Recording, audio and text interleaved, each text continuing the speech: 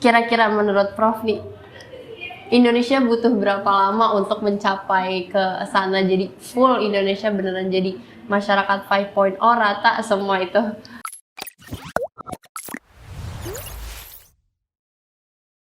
Assalamualaikum warahmatullahi wabarakatuh, Prof. Waalaikumsalam warahmatullahi wabarakatuh. Perkenalkan dulu, aku Sarah.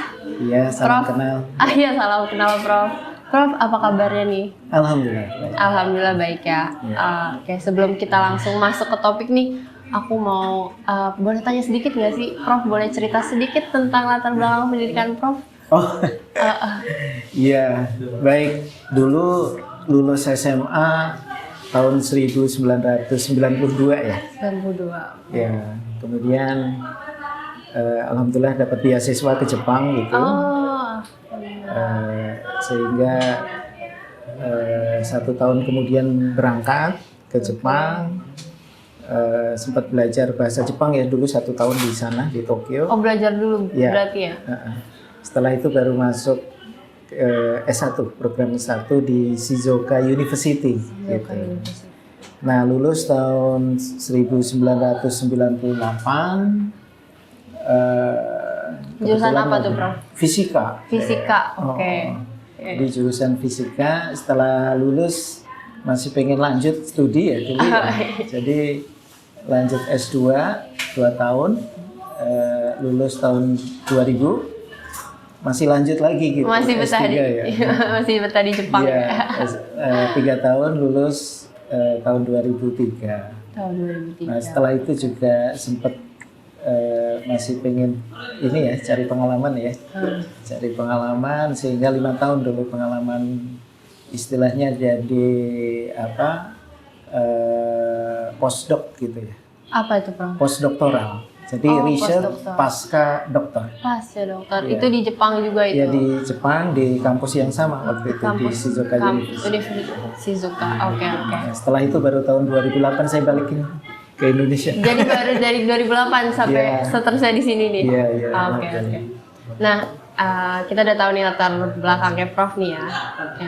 Aku mau langsung masuk aja nih ke topik. Kita ini kan di dunia sekarang itu, zaman sekarang tuh kan udah semua apa-apa teknologi ya, Prof ya. Apa-apa segala macam lah, kita pesen makanan, pesen barang segala macam, semua udah tinggal klik-klik aja di HP, di rumah aja langsung datang ke depan rumah. Nah, aku dengar nih kemarin ada yang namanya masyarakat 5.0 atau Society 5.0. Iya, betul. Aku pengen tahu nih lebih lanjut, Prof. Boleh dijelasin nggak? Iya, ini masyarakat 5.0 atau Society 5.0. Oh, ini kan namanya juga society, berarti kan masyarakat ya, ada masyarakat. Tapi kehidupannya itu sudah mengintegrasikan gitu antara dunia maya dengan dunia nyata. Kita sendiri kan ini ya, kita hidup di dunia nyata kayak begini, tetapi ternyata tidak itu saja, kita menggunakan teknologi itu untuk membantu kehidupan kita. Nah, itu dengan teknologi informasi yang saat ini sudah berkembang begitu pesat, ternyata sadar atau enggak sadar kita itu udah masuk gitu ke masyarakat 5.0 gitu. Makanya sekarang misalkan tadi ya, beli makanan pakai GoFood. Betul. Itu bayarnya kan bukan pakai cash money ya. Iya, udah nggak ada tunai lagi sekarang. Udah nggak tunai lagi, itu maya gitu. Iya, benar. Kemudian kita katakanlah bayar tol juga udah pakai e-money juga ya. Parkir juga begitu juga. Iya, betul. Jadi banyak hal yang sekarang ini kita mengandalkan bantuan teknologi. Bahkan sekarang boleh dibilang kita nggak bisa terlepas ya gitu ya. Iya ya, benar juga ya. Karena kalau sekarang udah nggak ada teknologi, bingung ya, kayak kita jalan kemana aja nggak ada map suka nyasar ya sekarang. Iya, betul. Ini Google Map kan maksudnya kan. Kita sekarang apa-apa buka handphone berarti ya. Iya, padahal tahu nggak gitu yang dimaksud dengan tadi itu integrasi tadi ya, dunia tadi, karena kita sendiri kan mengirim, misalkan kita pesan GoFood, ini kan mengirimkan data kan. Iya. data ini kita kirim ke data di server di sana, Pusat gitu ke ibaratnya. pusat di atas sana yang di cloud, kita nyebutnya cloud. Oke. Di sana di big data gitu. Kemudian diolah ya dengan program kartu, baru kemudian dikirimkan ke penerimanya, dalam hal ini kan katakanlah Gojek gitu ya. Oke. Baru nah ini kan dunia fisik ya. Iya, Dunia iya. fisik. Data dikirim dalam dunia maya, terus Nyampenya diproses ke dunia fisik, kemudian di situ proses lagi, dikirimkan ke rumah kita, nyampe. Iya. Oke. Jadi masyarakat 5.0 ya. Jadi kita sadar nggak sadar kita udah udah Iya. masyarakat 5.0 nih berarti ya. Betul. Sebenarnya sadar atau tidak sadar kita sudah masuk di sana ya, siap atau tidak siap ya. Nah, oke nih, aku pengen nanya nih soal kesiapan. Kira-kira kalau Indonesia ini kan masih banyak ya, ada yang belum terlalu paham dengan teknologi atau mungkin belum rata ya, internet aja belum rata gitu. Dan misalnya kayak tadi kita bayar parkir aja harus pakai e-money misalnya, harus pakai. Tapi kan ada beberapa orang yang belum bisa untuk punya teknologi-teknologi kayak gitu nih di Indonesia. Jadi gimana nih, Indonesia tuh udah siap atau belum sebenarnya menghadapi masyarakat 5.0 ini? Iya, ini pertanyaan bagus nih Mbak Sarah ya. Betul, ini memang kemerataan teknologi ini belum sepenuhnya merata ya kita di Indonesia. Mungkin kalau di Jawa sudah rata-rata inilah gitu ya, karena kan memang masyarakat Society 5.0 ini kan tergantung dari jaringan internet ya. Iya, akhirnya betul. kan ya, Iya. jaringan telepon, internet gitu ya. Nah ini akan menjadi hal yang belum bisa tersambung ketika daerahnya itu belum terhubung Iya, ya. betul. Misalkan di pulau-pulau terpencil Iya. di sana gitu yang jaringan teleponnya aja belum nyampe gitu Iya, ya. internet aja belum, mereka Betul. belajar kan Nah, belum. Iya, minimal jaringan telepon sih, karena sekarang kan kalau dengan paket data itu sudah nyampe, sebenarnya bisa itu Oke, ya. dimanapun ya gitu. Cuman ya di sana kan ada pemancarnya ya, tentunya ya, jaringan telepon juga ya, Telepon. keterbatasan. Kalau telepon nggak nyampe situ ya susah lah gitu. Iya. Nah ini menjadi tantangan barangkali ke depan ya, bagaimana biar jaringan internet itu lebih merata lagi gitu. Ya. Betul. Nah, kira-kira menurut Prof nih, Indonesia butuh berapa lama untuk mencapai ke sana, jadi full Indonesia beneran jadi masyarakat 5.0 rata semua itu teknologi. Ya. Ini menarik juga ini ya. Masalahnya Indonesia ini luas ya. Gitu Iya. ya. Dari Sabang sampai Merauke Merauke. itu kalau diukur itu setara dengan jarak mana ya? Bisa jadi kalau di Eropa itu dia sampai melampaui banyak negara loh Mbak. Sebenarnya ya gitu. Negara Indonesia itu begitu luas gitu ya. Nah, kemudian pulaunya banyak juga, 17.000 lebih kan gitu ya. Nah ini kalau benar-benar mau merata ya akan berbanding lurus dengan pembangunan sih saya kira ya. Pembangunan di negara kita ini ya. Tapi sekarang pemerintah sudah punya program juga percepatan pembangunan, termasuk di Indonesia bagian timur di sana ya, mudah-mudahan sih ya. Tapi rata-rata kalau di kota besar sebenarnya sudah sih Mbak, di kota-kota besar. Mayoritas Mungkin yang di sudah ini ya, yang di pelosok, Iya, di ini ya, terpencil gitu. Tadi sih seberapa jaringan telepon gitu bisa masuk ini akan berpengaruh di sana sih saya kira ya. Masih perlu waktu sih sebenarnya ya, gitu ya. Betul. Nah, tadi karena kita udah masuk ke masyarakat 5.0 ini, kan dampak negatifnya tadi kita itu mempermudah kehidupan kita ya Prof ya. Dampak positif itu. Iya, dampak Ya kan? positifnya. Nah, iya itu dia dampak positifnya itu mempermudah hidup kita. Iya. Nah, dampak negatifnya apa nih Prof? Ya, ini kita perlu waspada juga ya, Iya. gitu. Karena ya pada prinsipnya namanya sains teknologi itu kan netral ya, dan memang diperuntukkan untuk kemanfaatan ya manusia, membantu kehidupan manusia. Tapi tidak bisa dipungkiri memang ada ya dampak-dampak negatif juga gitu ya, yang paling terasa barangkali misalkan sebuah bisnis itu dia tidak mengadop perkembangan teknologi ini, sehingga tersaingin gitu ya, sehingga mungkin bisa kita lihat beberapa contoh supermarket yang sampai dia tutup gitu ya. Karena nggak ngikutin perkembangan berarti. Iya, karena dia mengandalkan penjualan yang fisik saja. Yang gitu. nyata berarti yang ya. nyata saja gitu. Sementara sekarang apalagi masa pandemik ini orang kan cenderungnya pengennya di rumah ya. Pengen order dengan GoFood saja atau bukan hanya makanan. Tapi kan barang kan belanja kan bisa juga. Tokopedia gitu.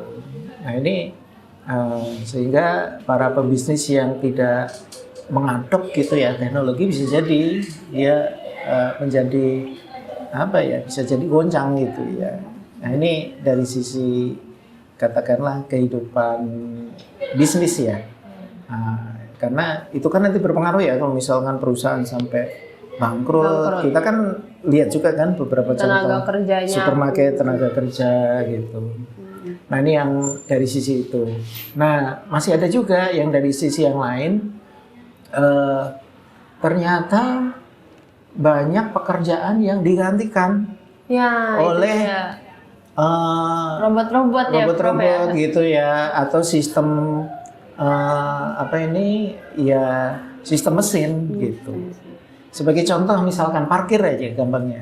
Dulu kan manual pakai orang gitu gitu kan. Kalau sekarang udah nge-tap aja gitu. Otomatis kan berkurang lagi kan gitu. Nah, ini dampak positifnya ada sih karena praktis ya, tapi dari sisi tenaga kerja jadi ada pengurangan kayak gitu. Nah, jadi iya gitu. Benar tadi ya, karena ya dampak positifnya ya mempermudah hidup kita. Mempermudah gitu, tapi ya dampak negatifnya kena juga ke misalnya tenaga kerja tadi ya. Iya, betul gitu ya. Nah, ini yang banyak dikhawatirkan juga. Ketika teknologi ini terus berkembang, terjadi pengurangan ini kan ya. Tenaga kerja gitu ya. Ya akhirnya ada pengangguran makin naik berarti ya, gitu. Ada juga ya gitu ya. Nah, gimana tuh caranya Prof biar yang terkena dampak negatifnya itu seperti tadi yang di PHK lah ya kan, karena tenaga kerjanya dikurangi gitu. Gimana caranya kita untuk menekan angka penganggurannya itu karena teknologi sekarang nih? Ya memang mau nggak mau peran pendidikan ya saya kira gini ya. Meningkatkan knowledge kan berarti ya. Keahlian juga gitu, sehingga nanti kita bisa mengikuti perkembangan teknologi yang ada gitu. Kayaknya itu sudah tuntutan ya sekarang ini ya, gitu ya, ke depan gitu ya. Ini udah tuntutan. Makanya ada grafik yang menarik ya antara tingkat adaptasi manusia dengan tingkat perkembangan teknologi gitu. Nah dulu ini sebelum abad 21 ya, itu tingkat perkembangan teknologi itu dia masih di bawah tingkat adaptasi manusia. Nah ternyata sekarang sudah nyalip gitu, cross gitu ya. Kondisinya kayak begitu. Jadi terjadi peningkatan secara signifikan, eksponensial gini ya. Sehingga sekarang itu perkembangan teknologi itu lebih cepat dibandingkan kemampuan manusia beradaptasi. Nah, ini kan perlu effort ya tentunya. Iya. Betul. Iya kan? Iya. Makanya ada istilah disrupsi. Apa itu, Prof? Nah, disrupsi ya, saya bukan catatan juga ini. Boleh. Aku juga pakai catatan nih. Ini karena istilah disrupsi itu sekarang lagi ini ya, lagi booming juga. Seperti tadi, disrupsi itu dia suatu kondisi yang apa ya, berbeda, anti mainstream gitu. Oke. Anti mainstream. Nah, bisa yang nggak biasa gitu, yang nggak biasa. Bisa mengacaukan sistem yang selama ini jalan sudah normal. Seperti tadi loh. Yang kita sudah terbiasa misalkan, ya. Ya, misalkan supermarket, dia mengandalkan yang nyata-nyata saja. Sementara persaingan ininya kan ini ya, persaingannya dia cepat. Mengandalkan juga dengan aplikasi online dan sebagainya gitu. Akhirnya kan kalah. Jadi nggak boleh nyaman-nyaman aja, harus keluar dari zona nyamannya ya. Sekarang kita sudah dunianya kayak begitu ya. Oke. Nah, sebagai itu kan tadi kita sebagai masyarakat nih, yang awam nih, apa sih peran kita yang bisa kita lakukan nih untuk mendukung kemajuan 5.0-nya ini? Iya. Sebagai masyarakat. Seperti yang saya sampaikan tadi, sepertinya perubahan ini sesuatu yang apa ya? Tidak bisa dihindari tidak bisa dihindari gitu. Sadar atau tidak kita udah masuk sih. Iya. Akhirnya bagaimana kita mempersiapkan diri sebaik mungkin gitu ya, bisa mengikuti perkembangan tersebut gitu. Karena kalau enggak kita bisa apa ya istilahnya, terkalahkan, tergilas lah. Iya. Tergilas dengan itu perkembangan teknologi tersebut. Nah itu gitu ya. Meskipun ada hal yang penting juga saya kira di sini yang perlu diperhatikan, bahwa masih menyinggung tadi ya dampak negatif tadi ya.